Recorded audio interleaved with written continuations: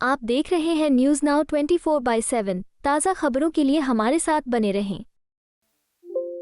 मिल्कीपुर उपचुनाव के नतीजों पर बीजेपी सांसद दिनेश शर्मा का कहना है, मिल्कीपुर में सकारात्मक नतीजे लोकसभा चुनाव को लेकर समाजवादी पार्टी के अहंकार के टूटने का प्रतीक हैं। समाजवादी पार्टी को लोकतांत्रिक तरीके से हार को प्यार से स्वीकार करना चाहिए। दिल्ली इलेक्शन के नतीजों पर वह कहते हैं, जब दिल्ली में बीजेपी सरकार के नेतृत्व में यमुना नदी साफ हो जाएगी तो अरविंद केजरीवाल को नदी में डुबकी लगाने का मौका मिलेगा, जो वो अपने कार्यकाल के दौरान नहीं लगा सके। ये सिर्फ दिल्ली के चुनाव नहीं थे, ये भारत की राजनीति में बदलाव का चुनाव था। अब विपक्ष रोएगा कि ईवीएम में धांधली हुई या कोई और गठबंधन बनाने के लिए दौड़ेगा।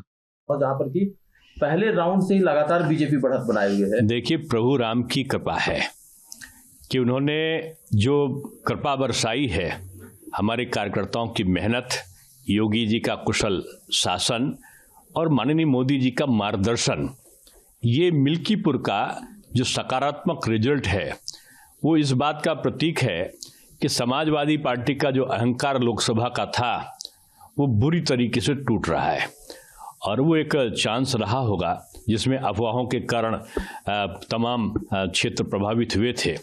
अब मिल्कीपुर ने जो वास्तविक कार्य है राम राज्य स्थापित करने का बीजेपी का, उसको स्वीकार किया है। और मैं समझता हूं कि समाजवादी पार्टी को बजाय वो कफन लाना और ये लाना, इसके हार को प्यार से लोकतांत्रिक परंपराओं के अनुसार स्वीकार करनी चाहिए और अपनी गलतियों का पुनर्अवलोकन करना चाहिए।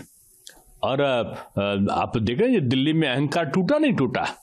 दिल्ली में जैसे हमारे वहाँ उत्तर प्रदेश में तो लोग तख्ती लगाते थे जब कहीं से अपराध करने के बाद वापस आते थे कि अब योगी बाबा माफ करो। उनका दिल्ली में मैंने 3 नेताओं को देखा कि वो तख्ती लगाए थे और उसमें कहा था, दिल्ली की जनता मुझे माफ करो, मैं आपका गंदा कीचड़ वाला पानी आपको साफ नहीं दे पाया, आपका यमुना जी साफ नहीं कर पाया, आपकी सड़क नहीं बना पाया, आपका कूड़ा नहीं हटा पाया, आपकी मुझे फिर माफ कर दो। तो इस प्रकार की चालबाजियां अब जनता पसंद नहीं करती है। उन्होंने कहा था कि मैं 5 साल पहले कहा था कि मैं डुबकी लगाऊंगा, इतनी साफ कर दूंगा।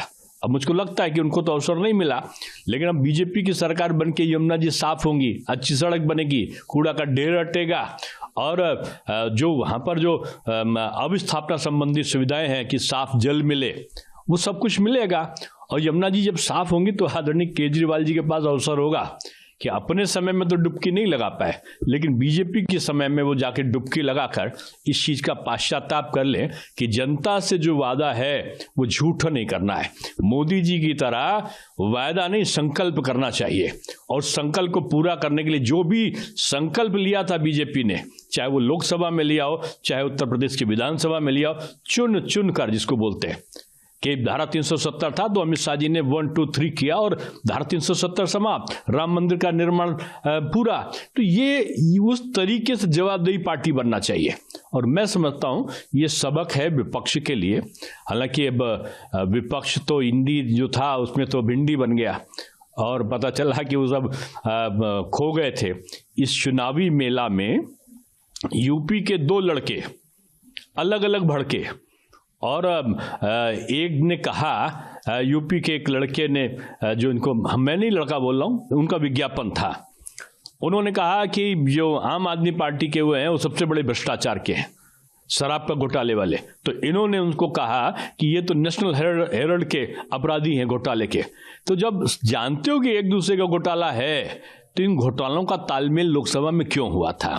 जनता ने ये प्रश्न किया है और हार इसी सब कुटिल नीतियों के कारण, इनके जो गलत बयानी के कारण इनकी हार हो रही है। और मैं समझता हूं कि ये एक भारत की राजनीति का वो परिदृश्य है जो, ये दिल्ली का चुनाव नहीं है, ये भारत की राजनीति के परिवर्तन का चुनाव है।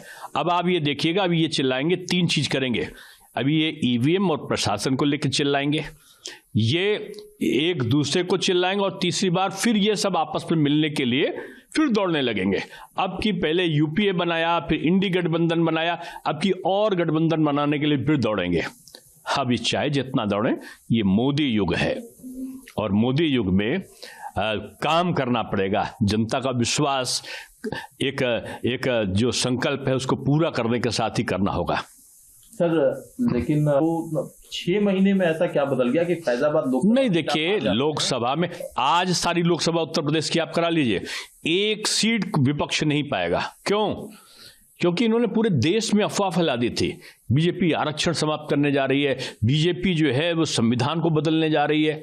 इस प्रकार का दुष्चक्र जो विदेशी फंडों से करा था, मैं अब खुलकर बोल रहा हूं, वो जो एनजीओ सारे लग गए थे कि केवल मोदी हटाओ, उसको जनता ने समझा है। जनता ने जाना है कि संविधान हटाने वाले कौन लोग थे, बाबा साहब का अपमान करने वाले कौन लोग थे।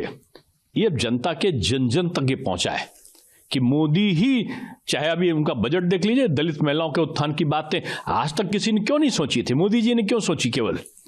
तो ये जो कर रहे हैं, तो वो पिछड़े वर्ग ने भी समझा, अगड़े वर्ग ने भी समझा और दलित वर्ग ने भी समझा, और इसीलिए दिल्ली में भी जवाब मिल रहा है और मिल्कीपुर में भी जवाब मिला। सर, लेकिन अगर उत्तर प्रदेश के नेता अखिलेश फंड लेके आते हैं तो दूसरी तरफ अरविंद केजरीवाल कहते हैं कि भारतीय जनता पार्टी के साथ तो 15-15 करोड़ का ऑफर भी कर दिया गया। मैंने कल कहा था कि मुर्गी आई नहीं है और अंडे का विक्रय करने लगे केजरीवाल जी।